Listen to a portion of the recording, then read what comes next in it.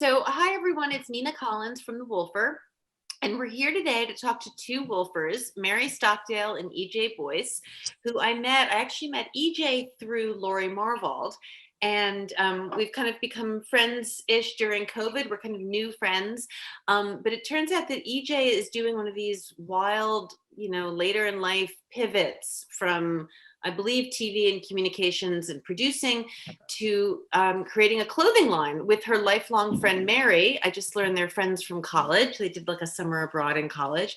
And the fabrics are beautiful and the whole concept is really interesting. So I thought it'd be fun to have EJ and Mary on talk about basically kind of later in life pivots, why design clothing, what the idea behind the clothing line is, why it's going to be right for Wolfers. So welcome. Hi, you guys. Hi, Nina. It's so Very awesome to be here.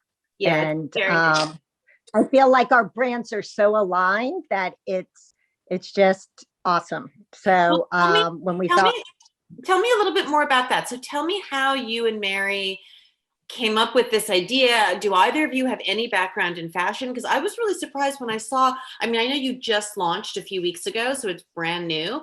Right. But when I saw EJ wearing one of her dresses at a dinner party a couple weeks ago, my first post-COVID dinner party, and they're beautiful. They look like they're from India, and it's a very good price point. They're like $150, as I recall. Yeah. And so, yeah, I was super impressed. So tell me how this all came about. Well, I think, it's interesting. Both me and Mary wanted to do something, a second act. And I've always put on my vision boards a woman in a white shirt. Now, I don't know why I did this. It's just something that always went on. And Mary always traveled all over the world and was always looking at beautiful things and thinking, oh, I want to bring this to the world. So we were kind of thinking about this in different places, but this idea of the white shirt came about with me and Mary. We were in Montauk, and Mary came for a girls' day, and I bring her into a shop that had beautiful things. I'm like, Mary, I want to make a white shirt. And she looked at me like, She's like, but I have 6 kids. I can't make a white shirt. Yeah, and so we left it at that, right? And then take over. Yeah. And then, so I left that day pondering, driving my young daughters back from Montauk thinking, Mary, you need some, you time. You need to kind of own your life again. You kind of, spent a lot of time giving. I feel like we're the sandwich generation between, our parents and then raising our own families, and we're the givers. And I just thought, what, it's time for me to reinvent myself one more time and try to do something and give back and feel good that we're presenting something to the world. So it was 3 weeks later, a cousin from Mexico came, on my husband's side, came to visit, and she brought some of this beautiful embroidered linen blouses that she was doing for children. And I called EJ probably right that night, and I said, listen, I'm a go. Let's do this. Let's go for this. It's so great. What kind of career had you had before, if any? 6 kids. So I met EJ semester abroad in London. We were in this mass communications program. I have been in television on the production side my whole life. Okay. So I was behind the scenes. So actually with fashion, it wasn't much different than being a unit manager or line producer. I worked at MTV Networks, Nickelodeon, my summers at NBC, worked for the BBC in London. So, it was the people who worked at MTV. We should talk about that offline. But okay, but I understand what you're saying. Basically, production is production. Like figuring out how to get it done. Yeah. So it was basically just a creative process that you're bringing all these collaborative people together and you're creating a product, right? They're different titles for everything, but we're kind of the creative directors, EJ and myself.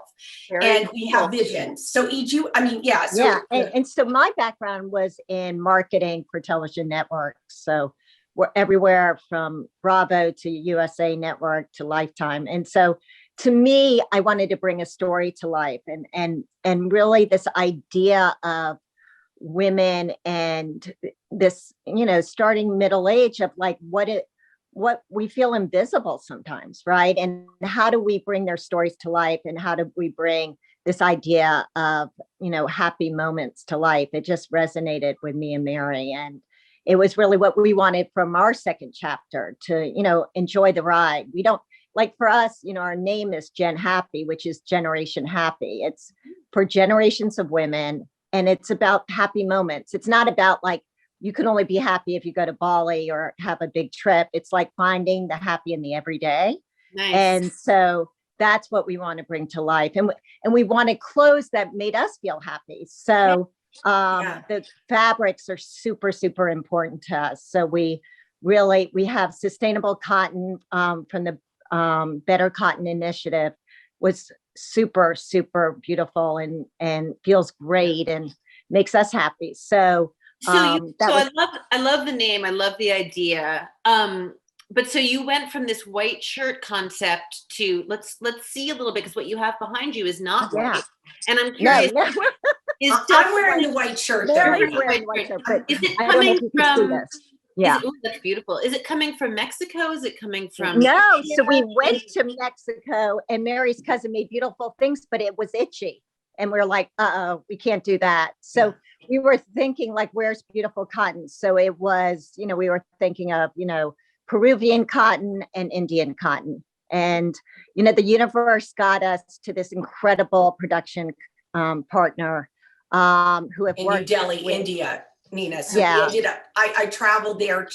We had spoken in New York, EJ and I, with them. They were willing to do small batch production, which is, so much better for the environment and sustainability, et cetera. So, they took a gamble on us, and we took a gamble on them.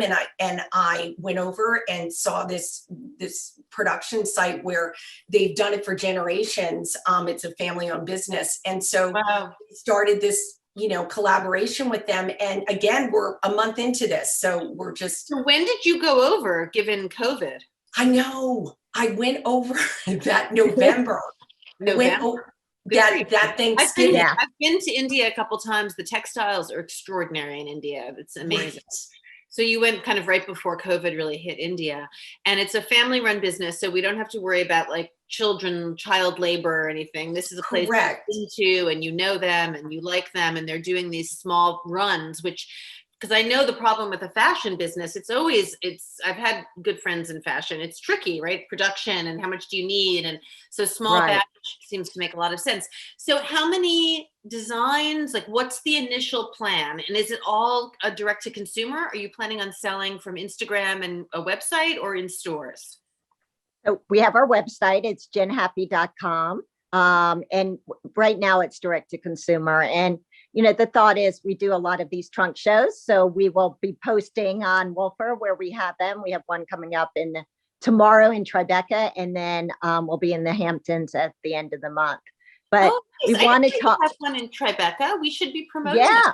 It. Okay, good. Yeah, tomorrow. It's tomorrow, Nina. So I don't know what day it is. That's, we're really in launch entrepreneur mode. So, But really this factor, I wanted to go back to that a little, because it really, really was important that we found the right production partner, because this brand is about, doing good. We want to bring positive change to the world. And you can't do that if your production partner is not, aligned with it.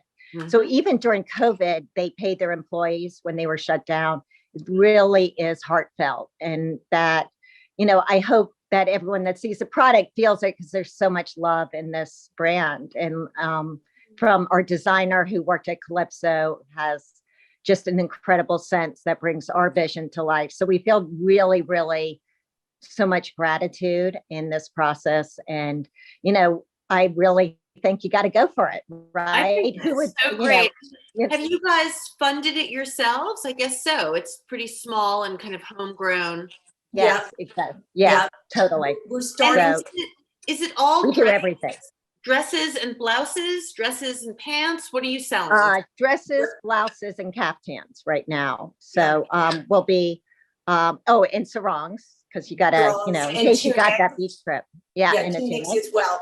And what's special about it really, Nina, is that we really went out there trying to fit women of all body types and generations, because EJ and I were frustrated going, the stages in our life and our bodies changing. Yeah. And, we just wanted to give women the extra like sleeve length, the extra room, perhaps in the middle area after menopause, that you're gaining weight, like stuff like that, the real clothing designers unfortunately aren't thinking about, women and aging, and we still want to look great and pretty to take you from your grocery store run to drinks with your girlfriends. Yeah. So these dresses are kind of supposed to take you through your day, making you feel pretty, which we've gotten so many comments back.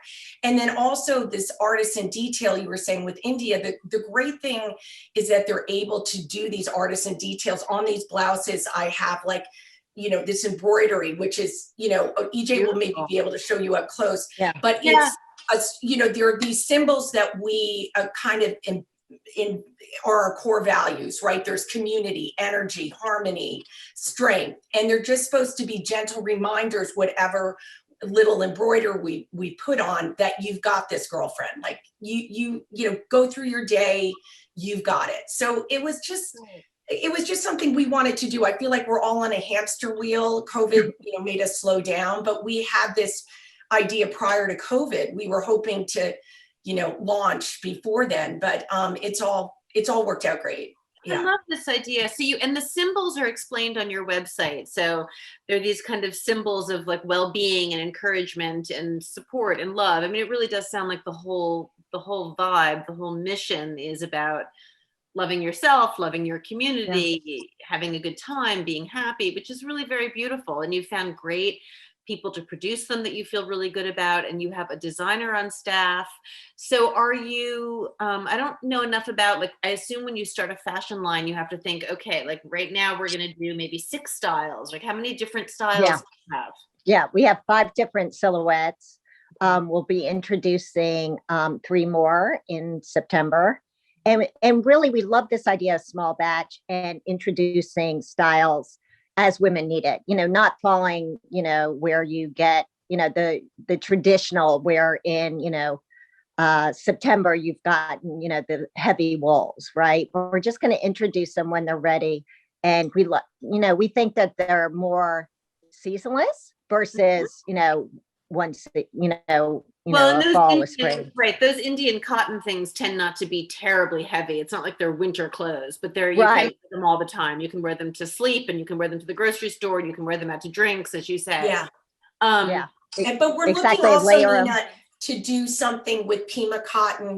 We have a connection with another family friend down in Ecuador that we're looking to do heavier things that maybe are layering pieces that might be released maybe next spring. So we're just evolving our line as we go and really asking women. And that's what we want you guys to follow us on Instagram at Jen Happy Shop and kind of, talk to us, because we want your feedback. This is like for you. So we're trying to listen and really incorporate pieces that women are looking for.